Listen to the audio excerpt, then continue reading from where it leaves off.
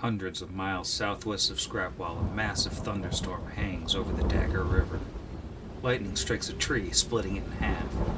Half of the trunk drops into the rushing water and rolls downstream a few hundred feet, wedges itself in the mud along one bank. The rain keeps rolling down harder and harder as the river pushes harder and harder, driving that tree trunk like a wedge into the side of the river. It's hard to say what causes it. The steady drumbeat of the rain, the unrelenting torrent of the dagger, that little extra nudge from the broken tree. But all at once a wall of mud breaks free from the bank. It shifts just a few inches at first, breaking off from the shore, and then sloughs down into the river, blending browns and grays into the swirling, rushing current. Where once there was a seemingly solid riverbank, something very different remains. It's mud-encrusted, darkened by age, but the presence of worked glassite panels is unmistakable. A chamber of some sort sits largely submerged in the water, but partially above the new surface. There's something there. A hatch, perhaps? The rain keeps beating down on this new, ancient artifact, and as we pull away, a light flashes on it. Something is waking up. Something is turning on. This is Pod Against the Machine.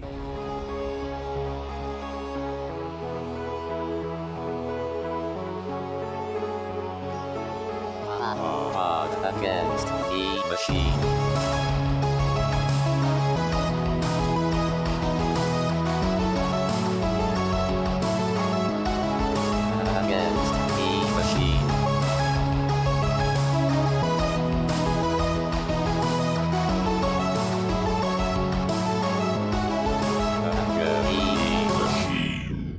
Welcome back to Pod Against the Machine, the Pathfinder actual play podcast where the malls are only open at night and the androids are oh so dreamy. I'm your host, and here's everybody. Hello. Hello. Hi. Hey. Just leaving silence. Good night, Sam. To leave the obligatory awkward silence, and if you all say hey too fast, then it's all at the end of it instead.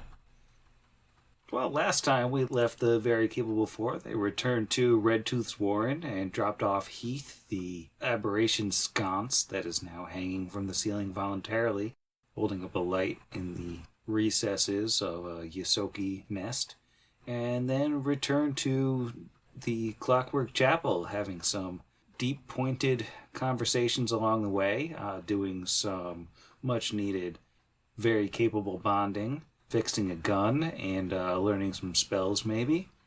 Healed Brixby's wisdom damage, and then I was off to the night market to buy a bunch of stuff and sell a bunch of drugs. And that was about it. And when we left, I believe an interesting little green fellow was approaching the party. And that's where we are right now. Hey, there's a little interesting green fellow approaching. Should we brace for action? Yeah, do we notice him on his approach? Or are we too distracted with the capitalism? Those dreamy androids. Dreamy androids. Oh, I think it's very much like the high school, to pick up on the metaphor from last episode. It's very much like when the coolest kid in the high school appears and sort of gets hit directly with the lighting and has that sort of glowing outline, and everyone else stands off to the side for them to do their thing. Definitely. Vargas will look over at Janvaya and say, "What about him?" That is, I don't think he's technically a Lord of Rust. He's, more of an independent contractor. But he works with them. Good enough. And Vargas is going to attempt to get to him before the rest of the party does. Which I don't know if that's like a foot race roll. Well, is anybody else rushing to this goblin?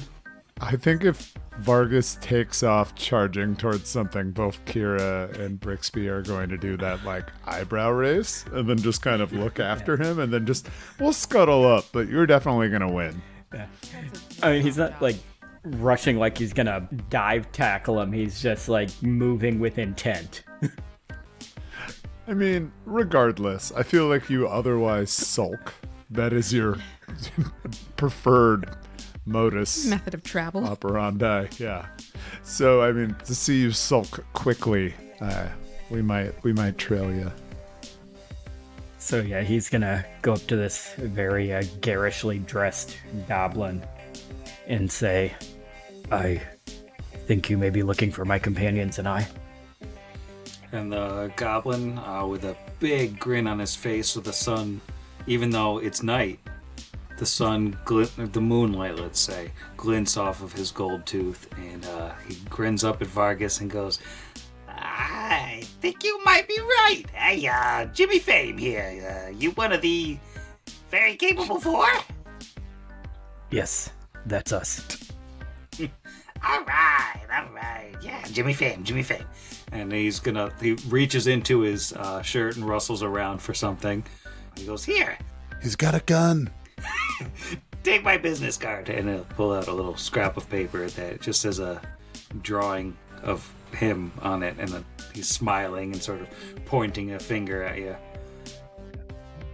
He goes, perfect. Now, goblins don't write, so, but everybody knows what this means, right? And he'll hand off the business card to Vargas, and whether or not you take it, he'll let go of it. So if you don't take it, it just falls to the ground. Yeah, no, I think he reaches out and takes it. The hands go right back to his lapels, and he'll pop them up and goes, perfect, great. Hey! How are y'all doing? How are we feeling tonight, eh? Well, feeling in the need to talk. I understand you sometimes act as a hired representative of a certain group.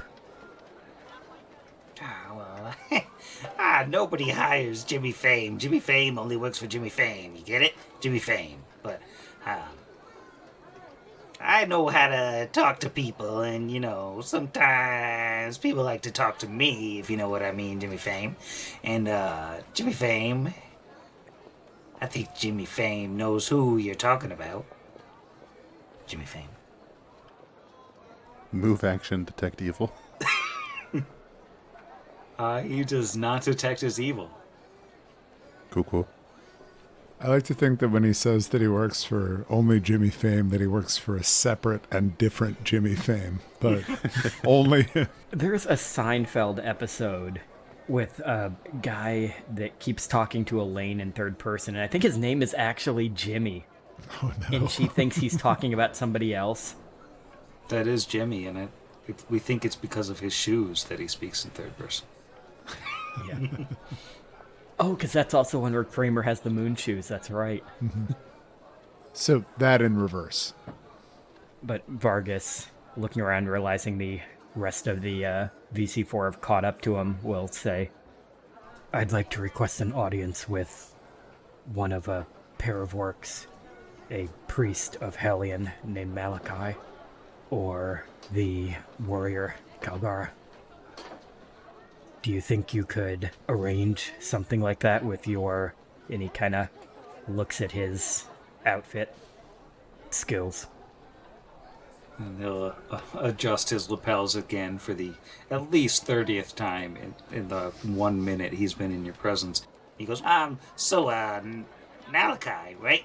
He's not usually taking visitors, if you catch my drift, but Jimmy Fame could definitely probably maybe arrange for you to meet the Lady Kagara. Now that's Jimmy Fame, that's a steep price. Hey, Jimmy Fame thinks that Kagara usually only meets people when it's time for their heads to if you know what Jimmy Fame means, Jimmy Fame. He'll look at him and he'll say, I think if you give her the message that Mianda sent us, she'll want to speak to us. And really hope he doesn't have to roll a bluff. That's a name Jimmy Fame hasn't heard in quite a while. Interesting. Now, the reason that Jimmy Fame comes looking for you is because a couple of the Lords of Rust, they've been asking Jimmy Fame about these These outsiders, they've been making all sorts of noise, Jimmy Fame. But, not Colgara. Colgara's more of a higher level type. Now, Jimmy Fame, don't get Jimmy Fame wrong. He could get you a conversation with Colgara, but he's not sure it's the kind of conversation you'll be looking for, Jimmy Fame. But, if you wanted to talk to, say, somebody a bit taller, Jimmy Fame could arrange that. Mighty easy. Quick out-of-character question.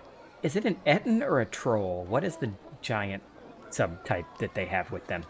You've heard both mentioned.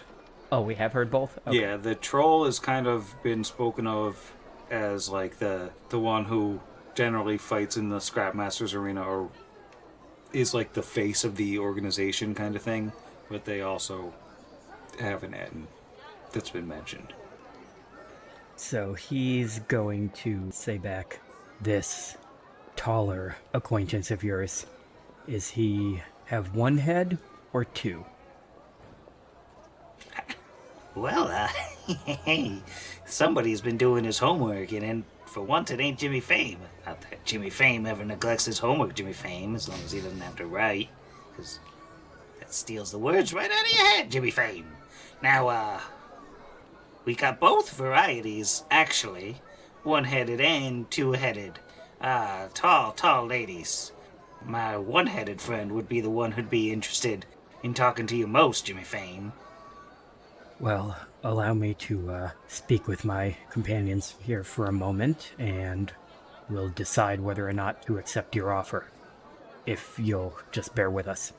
All right, Jimmy Fame will definitely not. Just stand here listening to your conversation, Jimmy Fame. And I will say for the other members, like, this is one of those things sort of like when he freaked out when we saw the automaton in the ship. Like, this is a side of Vargas that they probably have not seen before. Like, he's acting much more civil than he normally does, and it's probably kind of weird. 19 cents motive. Is Jimmy Fame gonna stand here and listen to our conversation? No, he's going to run in circles and listen to our conversation. Jimmy Fame is totally gonna listen to your conversation. I believe he's lying to us. Jimmy Fame has no Jimmy Shame. Jimmy.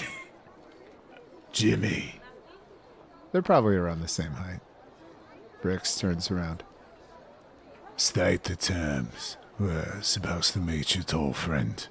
Sorry, it's the invitation for all of us.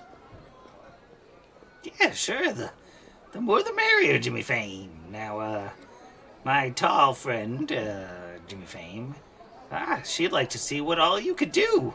If you want to come down to the Scrapmasters Arena at your earliest convenience, Jimmy Fame, we could arrange a little show, Jimmy Fame.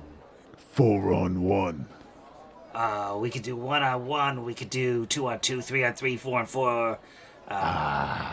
I would go higher, but Jimmy Fame thinks you might be out of people after that.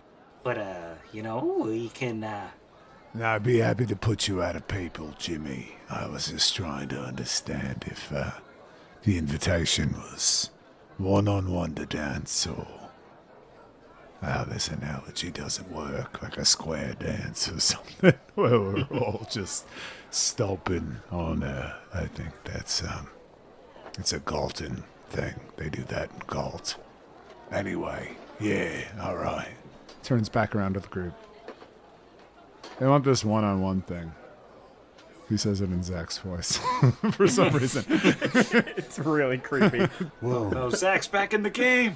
Oh no. His like eyes roll back in his head, his mouth just sags open, and Zach's voice comes out. That level on medium was a real surprise. Divanya. Sorry. Well, I mean, she's part of our... Is she part of our huddle? You want to summon her into the huddle? Yeah. So, when Jimmy says 1-on-1, how stringent is that? I'm asking her specifically, because I don't want to ask Jimmy the rules of the game. I'm just like, are we going to go there, do a 1-on-1 where we can sit on the sidelines and help? Or is it like by no means, yeah, are we just going to square one of you up against the troll? And also, is it like an exhibition match, or is this like an actual fight to the death against the troll? No, you didn't ask Jimmy Fame. Well, I'm asking the first part of her because I trust her more. As someone who's maybe attended at least one scrap. I believe they would be watching closely for outside interference. They have spellcasters of their own. They're familiar with the idea of outside support, and I think, not sure if they would start interfering like you were, or if the entire situation would break down into something much more chaotic. But not every fight in the Scrapmasters arena is a fight to the death. Are we talking blood sport, or are there some sort of rules? Well, Jimmy Fame thinks that that particular idea is it's a flexible. Everything's flexible. You gotta be able to Jimmy Fame. You gotta roll with the Jimmy Fames, Jimmy Fame.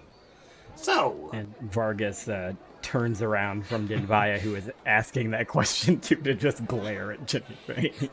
Not you, Jimmy. Jimmy Fame said he was listening. Jimmy Fame was listening. It's very difficult to understand you. Jimmy Fame, sorry, he will speak more slowly. Jimmy Fame. Yes, Asherhelig.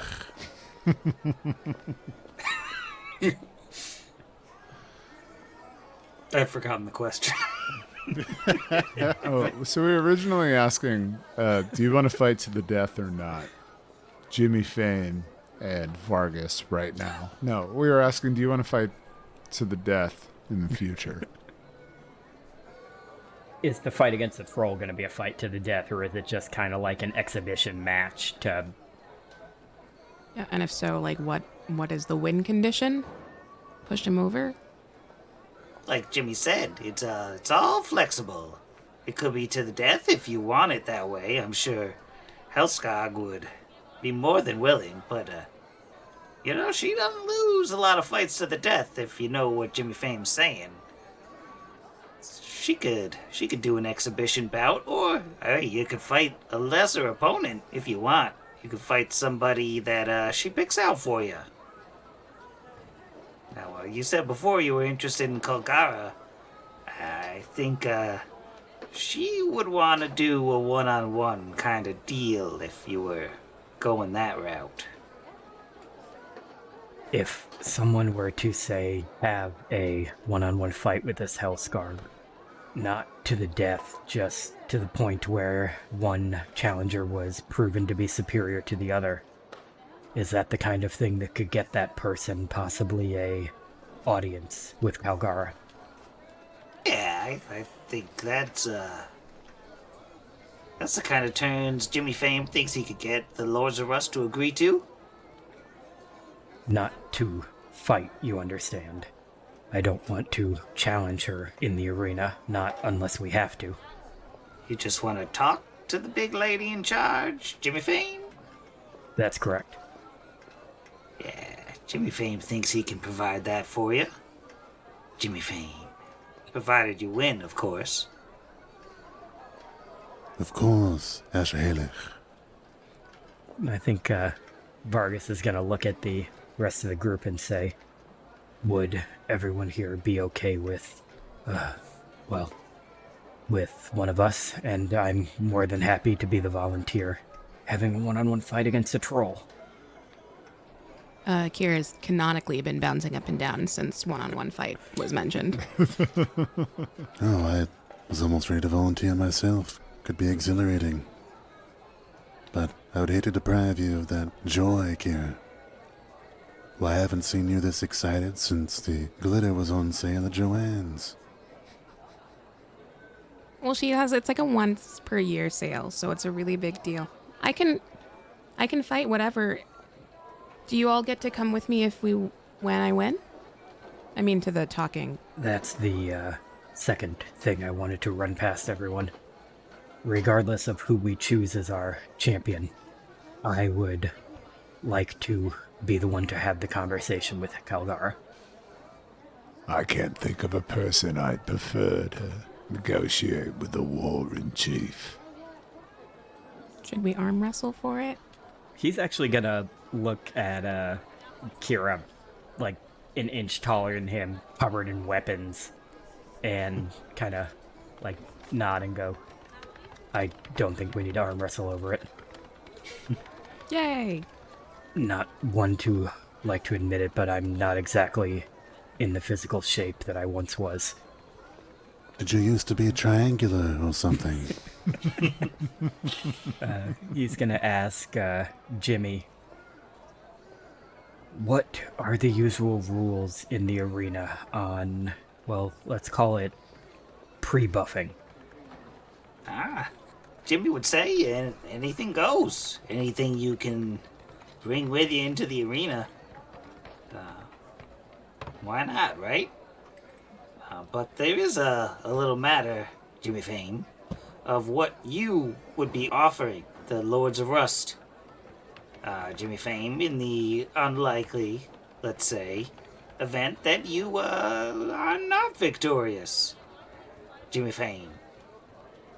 How about the opportunity to rat out the only gang bad enough to take not only the head of a manticore, but commit terrorism alongside a mindless joker?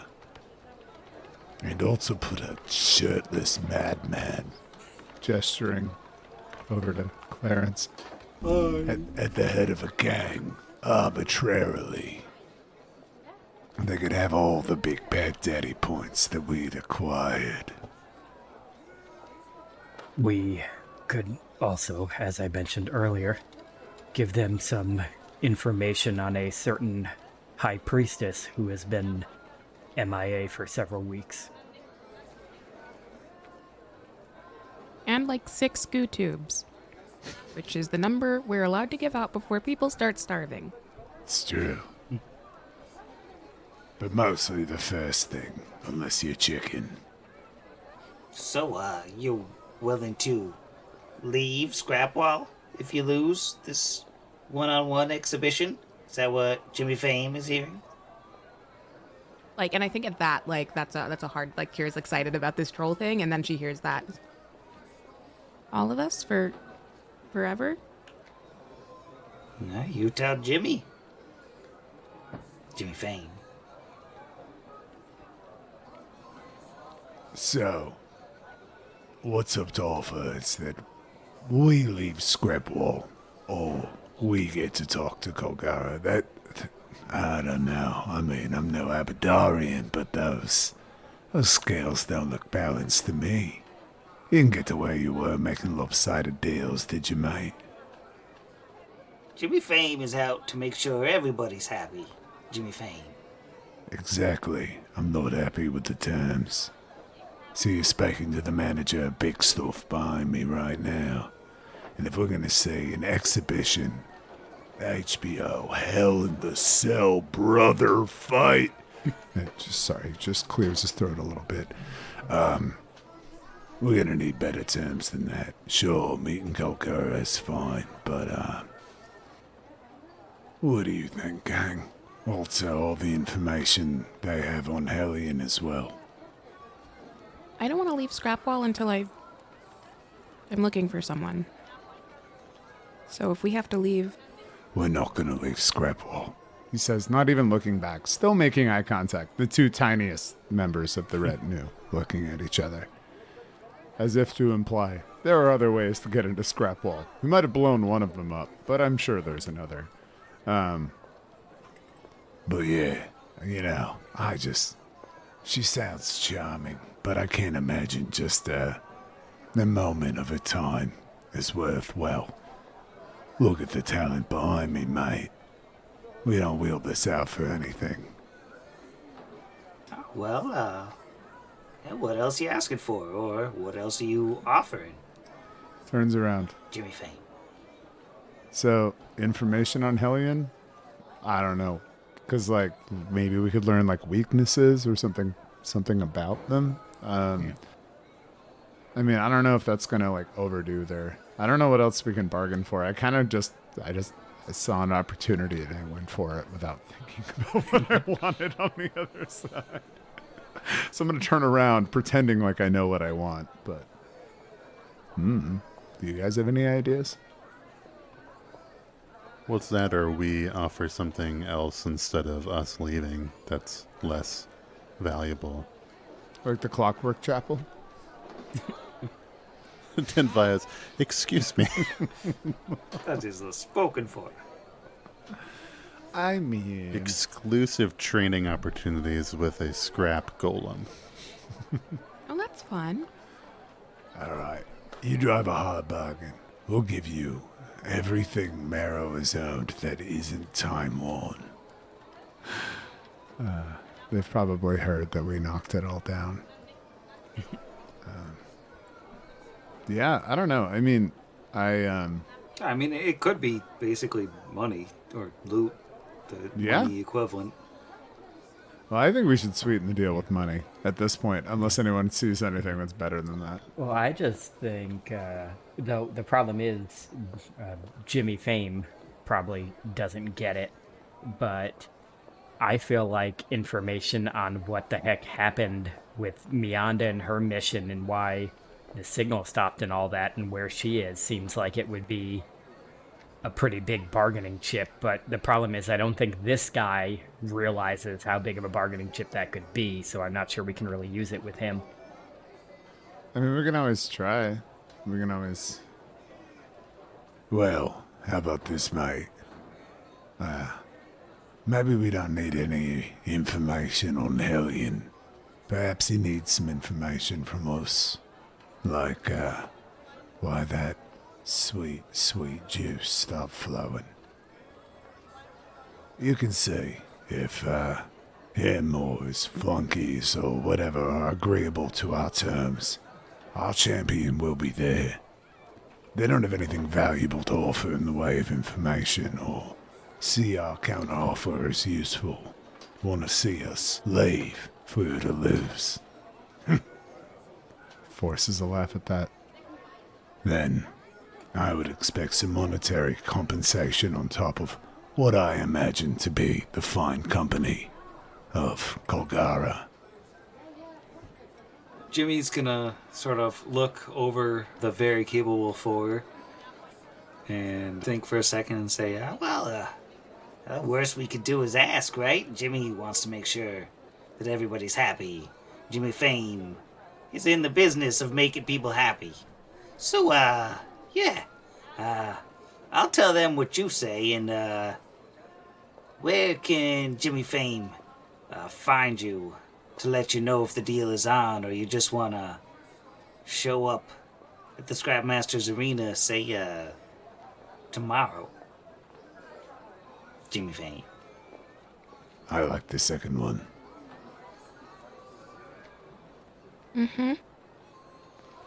Because there's literally no way you're going to determine where we're staying, standing alongside the cleric of Bry. Jimmy goes, well, all right. Jimmy Fame will present your case, and he'll see you tomorrow. And we might be in for quite the show. Quite the show indeed. Jimmy Fame. Don't lose that card. finger guns. Asher, point your gun at him. No, it's a neutral place, Kira. I don't want to give anyone the wrong impression. He just did it. With his fingers. Kira will reluctantly finger gun back. You're supposed to say her name. Finger guns, Kira Smith. And Jimmy Fame will take his leave. Well, that was an interesting fellow. Is it normal for goblins to simply say their name repeatedly? I'll be honest, I've encountered few of them. Yeah, I've never met one who does that either. I would be remiss if I'd not thank Game Raccoon, aka who tweeted this, for the Jimmy Fame artwork, which I'm sure I will be remembering to share when this episode comes out. Please do. Oh, yeah. The world should see. Yes, please. Brixby wheels around and looks up at Kira. So, big stuff. Well,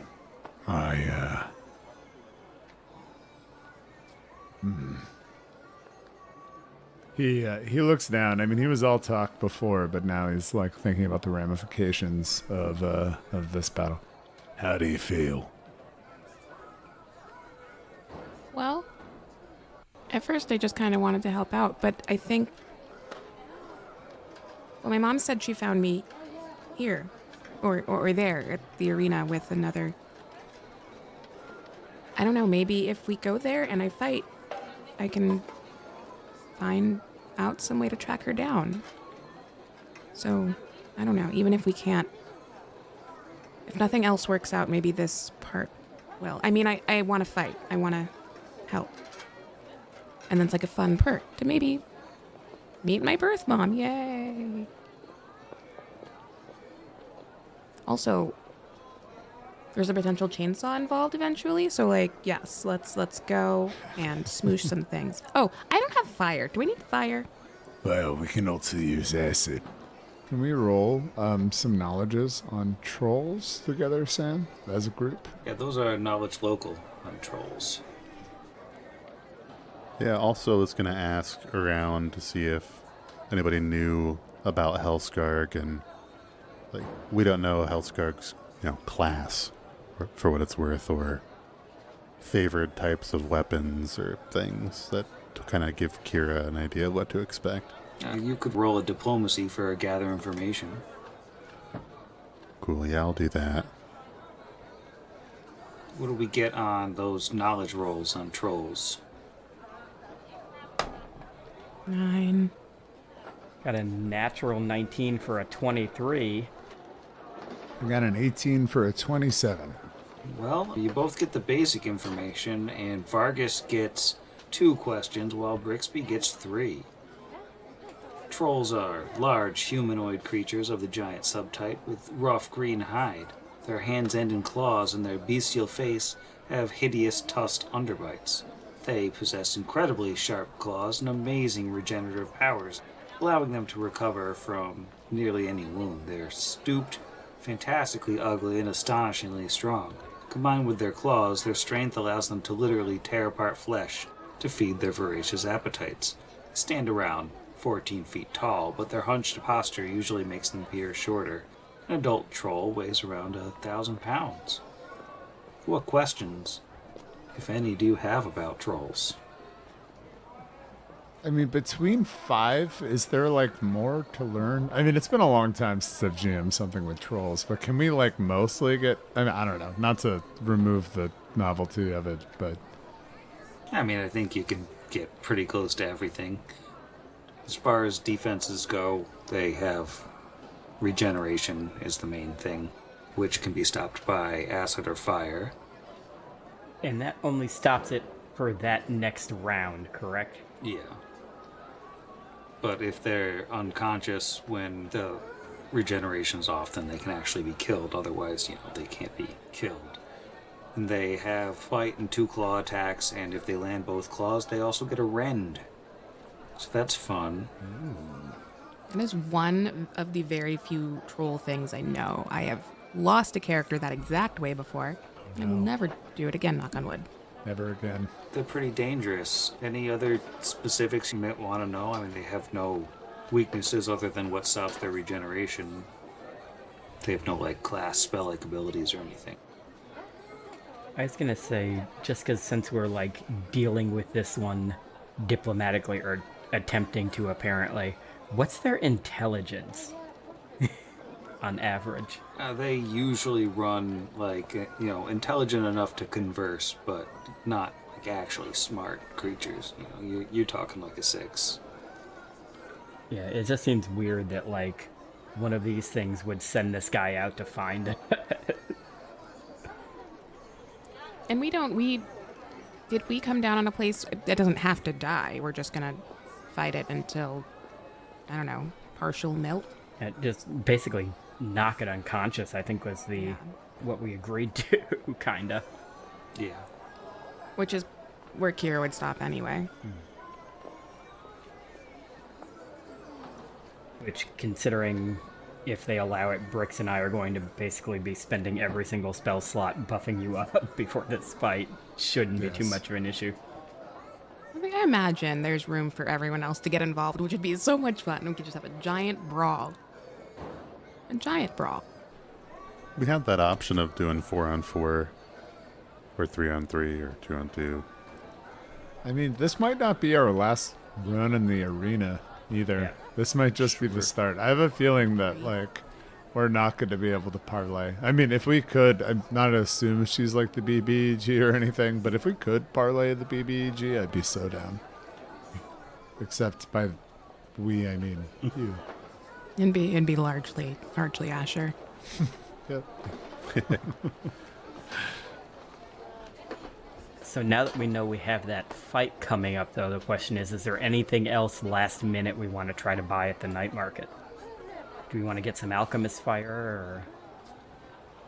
Let's see. I mean, Kira can cast shield on themselves. I can cast shield on them as well. Trying to imagine off the top of my head, yeah, anything that we could get would, if we're buying like scroll-based buffs, most of them. Well, I'm planning to cast on Kira both long arm and enlarge person.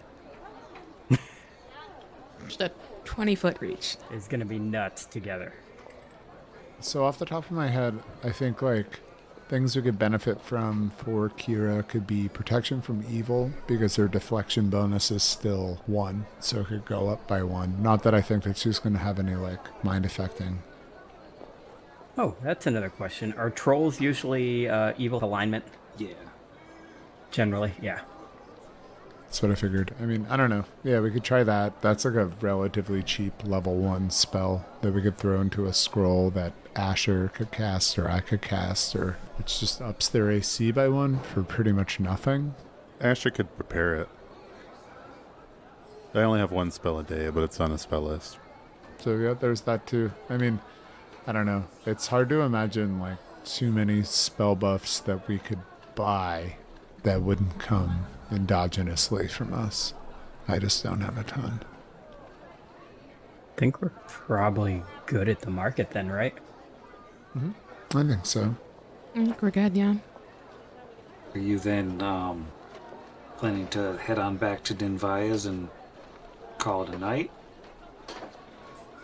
Yeah, our champ needs to eat like 5 steaks and, I don't know, punch a bag and then pass out or whatever like boxers do. I'm not really sure. I'm gonna carbo load.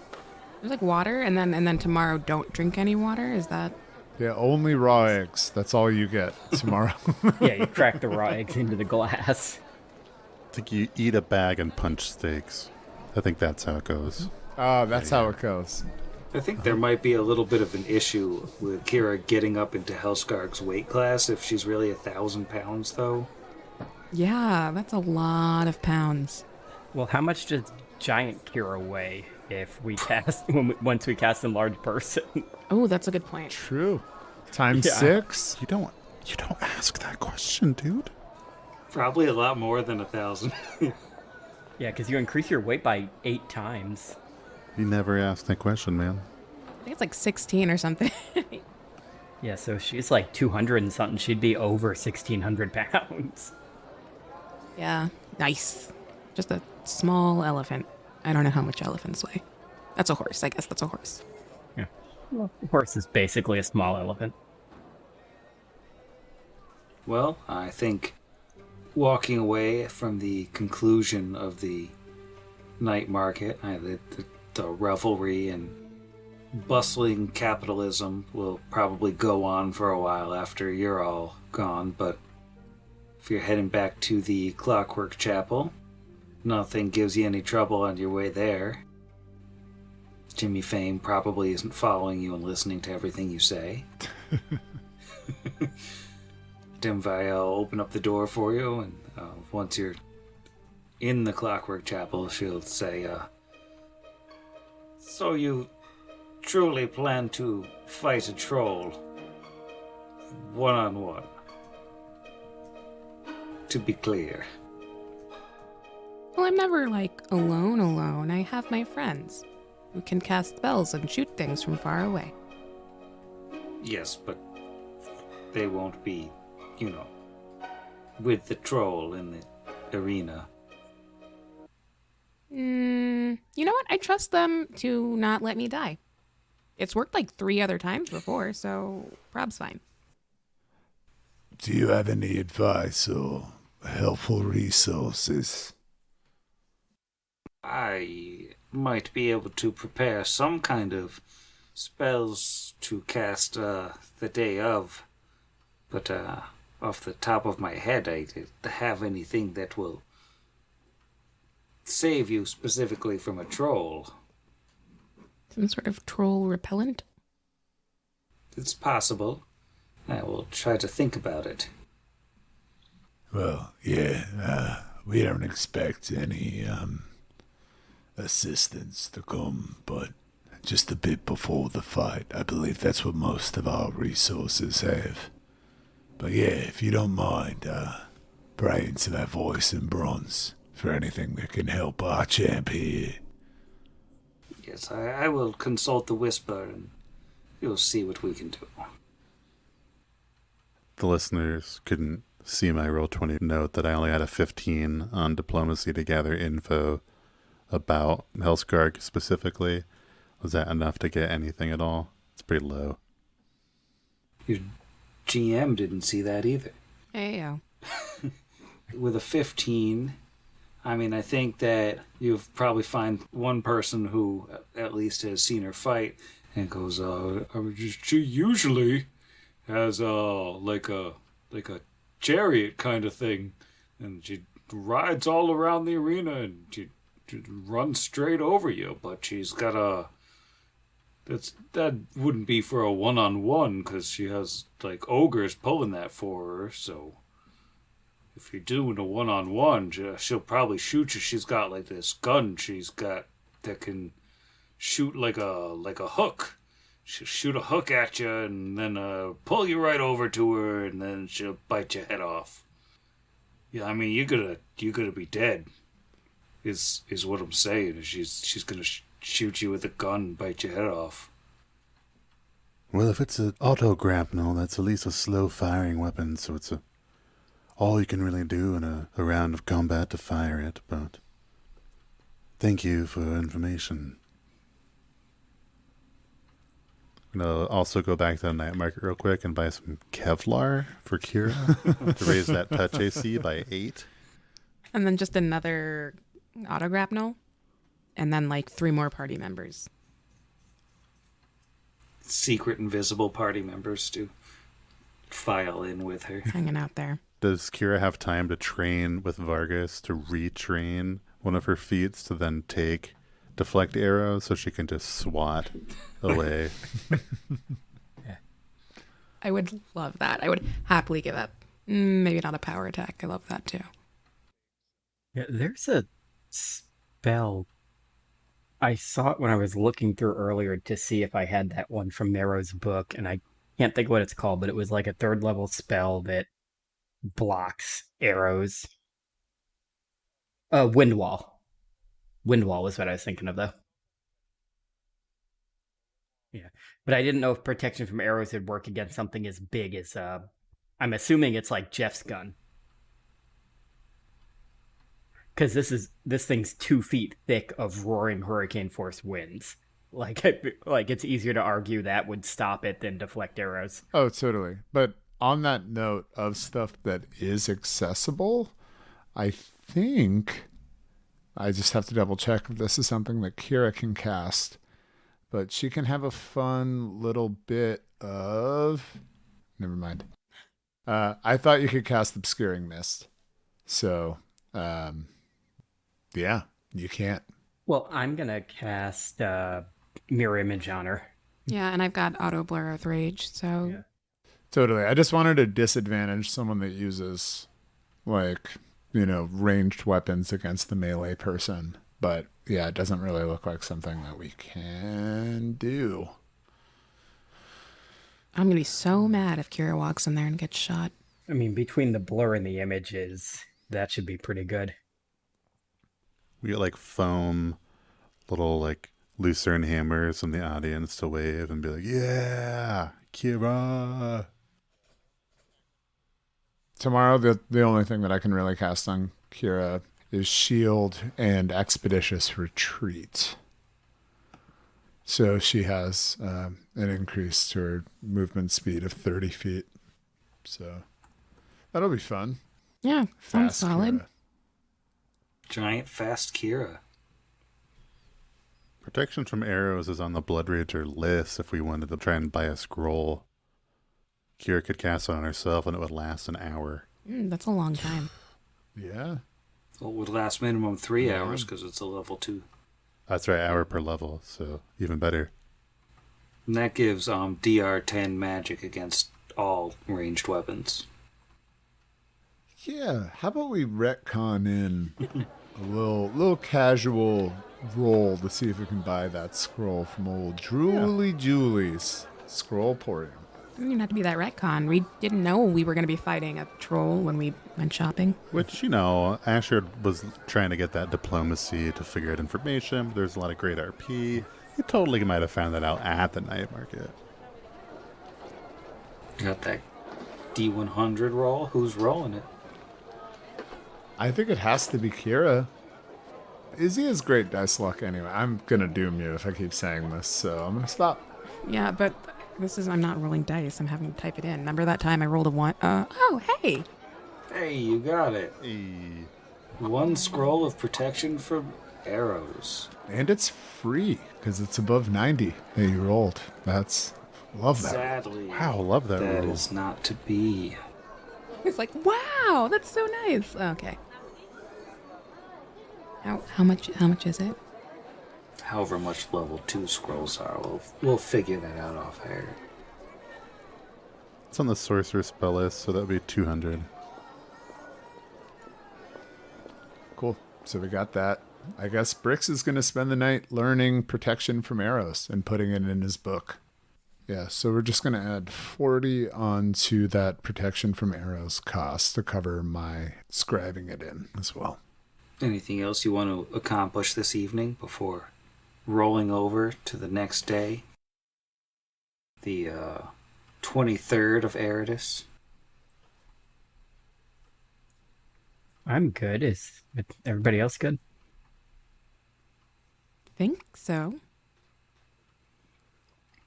Yeah, Asher's going to be in the morning, not to move fast forward us, but he's preparing a different spell, something he's going to cast on Kira.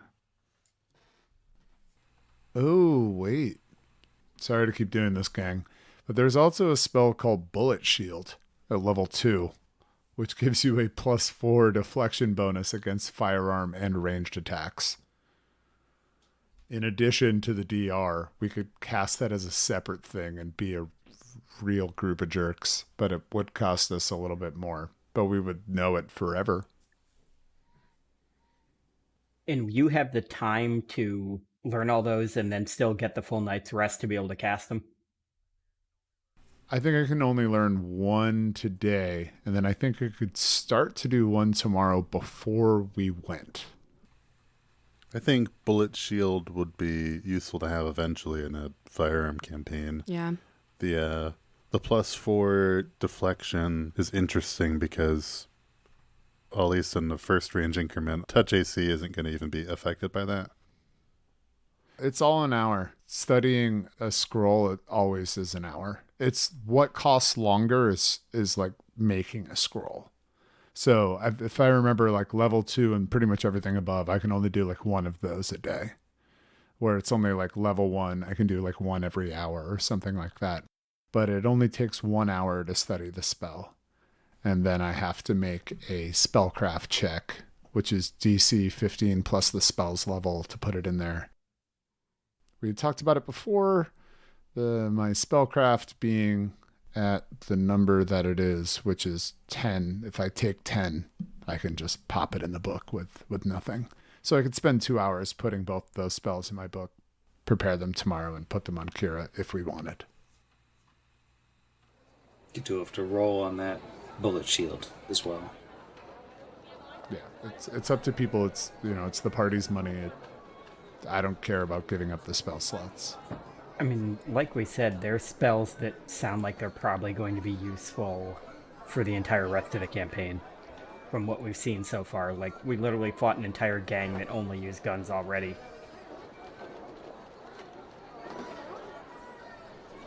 All right, I'll roll a d100 on this one. Let's see if it exists. I might regret this. All right, 84. All right. We'll be purchasing that for the exact same price that we also purchased protection from arrows. And I will add both of those to my spellbook. Just dropping the gold into Julie's jar as she stares vacantly. Stares off into the middle distance. Oh man, Julie is going to go on such a shopping spree with all this money. Oh, yes. Not a bender. No, she could invest into a good rehab program. Yeah, this is Julie's big break. She's going to turn her life around. No, she's going to blow it all on crypto. We all know it. Julie. All right, so after, a nice easy day of traumatizing brain invaders and tentacle beasts and some light shopping and bonding, the very capable four will once again drift off to sleep in the confines of the never quite quiet Clockwork Chapel. And as everyone drifts off to sleep, Vargas, as you sort of transition into that deeper, darker place that you sometimes find your way to in the night, you find yourself standing once again in that ship under the mountain, in that room where you fought Mayanda not so long ago. The room's empty now. It's all washed out and almost gray hanging over everything. Even the reactor isn't really glowing at all. It's all just kind of dim and lifeless, and none of your companions are there. But standing before you, maybe 10 feet away, is a hulking 7-foot-tall figure or more of just black iron armor with dents and scrapes and chips in it from thousands and thousands of battles, and no seeming features other than the armor itself. And it stands there across from Vargas. And as you're looking at it, these strange ripples start to move across the surface of the armor, almost bulging it out, tiny ones. And at first it's just one, and then another, and just skittering all over it as if there were bugs moving inside the armor, but the bugs are hard enough to push the metal surface out of it. And a thought occurs to you. Those tiny machines in the healing gun, the nanites, they're inside this figure, and they're climbing through it, and they seem to get faster and more vigorous, and there's more of them, and maybe they're bigger, and they're climbing all through, making their way into this being. Doesn't seem to have blood vessels, but if it did, they would be just teeming through them. And as you're looking at it, you realize that this figure is different. It doesn't look like that dull iron of a completely utilitarian suit of armor. It's chrome, and it's polished, and the surfaces are smooth, and they're joined with rivets and welds. And it looks a lot more like a gearsman than that familiar figure in black armor. And it's standing there staring at you, still massive, and the movements under its surface die back. Instead, there's all tiny lights all over the creature. And it just takes a single step forward and reaches out a huge hand and grabs for your neck. And then you're awake. And I imagine he wakes up with like a start. He has to stop himself from screaming, puts his hand to his neck, and kind of looks around. It probably takes him a second to remember where he is, what's going on. And He just kind of mutters to himself. I thought coming back here would fix this. Turning on the torch. Why am I still having these visions? And what in the world did this one mean? And he's just kind of gonna stare off, trying to figure it out. This probably happened, like, well before morning, but the rest of the night, whether Vargas can get back to sleep or not, you can still get credit for a night of rest. Mechanically speaking. But the rest of the night will pass without much incident. And morning comes, it's the 23rd of Eridus, the day Kira is going to fight a troll by herself.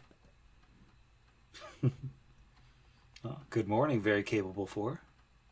Good morning, Sam. Hey, Sam. Morning. Still not giving you that level up, though. Nah, I wasn't going to ask. It's always so close. It's so close. We were still waiting for I it. know, I could... We were all holding Anytime off. he says, as the very capable four, as you all, I'm like, this is either going to be bedtime or a level up. Here it is. Especially since you had a Vargas dream that I didn't even write. That one was new to me, too. Sky metal. Oh, thank you. I'll take one sky medal from each of you for... No, thank you. No, thank you, please. Well, your meeting with Hellskarg is until tonight, so you've got a day in front of you. What would you like to do? Found some protein shakes, probably. Jimmy Fame didn't tell us what time it was, Jimmy Fame. Yeah, Jimmy Fame said tomorrow. He didn't say tomorrow night. I think he said evening. Jimmy Fame likes to leave times unspecific. Classic Jimmy. Jimmy Fame. Would Asher have the equivalent of a day's time of crafting to craft ammo while we're waiting on this fight? Or no, and that's fine, just wondering. I would say if you're not going to be going out and doing anything, you're just basically staying in for the equivalent of the adventuring day. Yeah, you can spend the day crafting bullets. If we're hanging out here, I know that this automaton thing that we've already taken down is still mostly rubble. But if it's at all possible to get it to animate even a little bit, Kira, I don't know, practice on that. Just, I guess, whacking at this pile of metal stuff.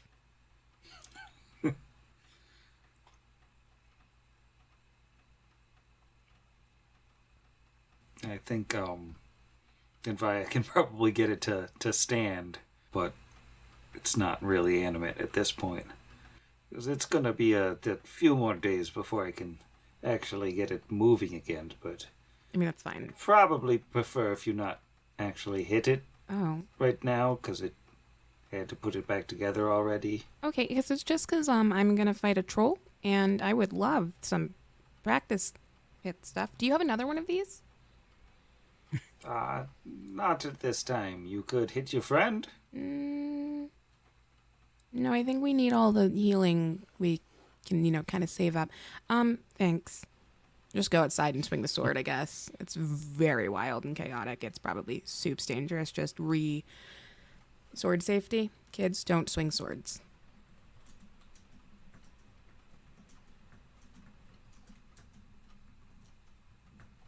I think Vargas is going to follow her out, and he's just going to kind of sit against the outside of the building on the least tetanusy looking area and just like watch her practice and occasionally like yell out pointers or tips about like fighting bigger creatures than you and stuff. All of which she absorbs. I don't think she says anything.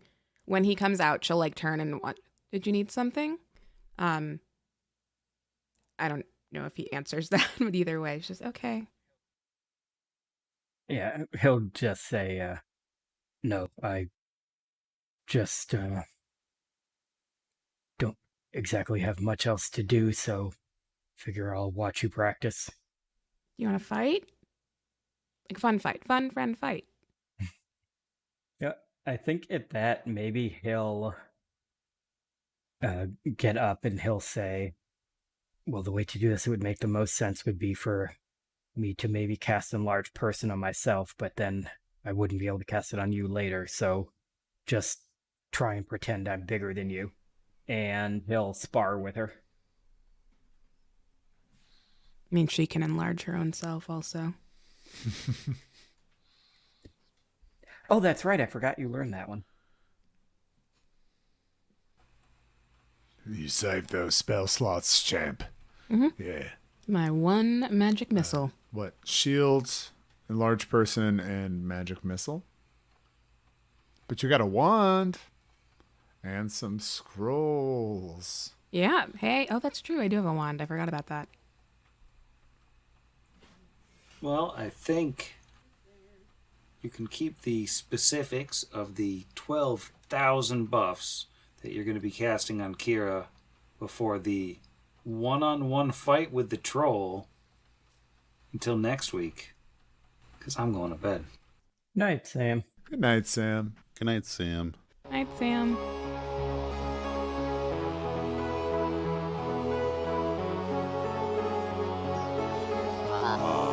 Against the machine.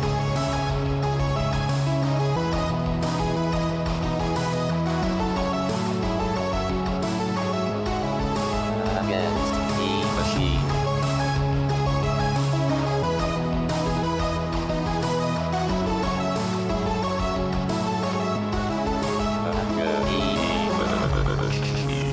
Hot Against the Machine is property of its creators, all rights reserved. Pathfinder and the Iron Gods Adventure Path are properties of Paizo Publishing. Please visit them at paizo.com for more information. Theme Against the Machine written and performed by our own Zach. Please consult the show notes for additional music and sound effect licensing information.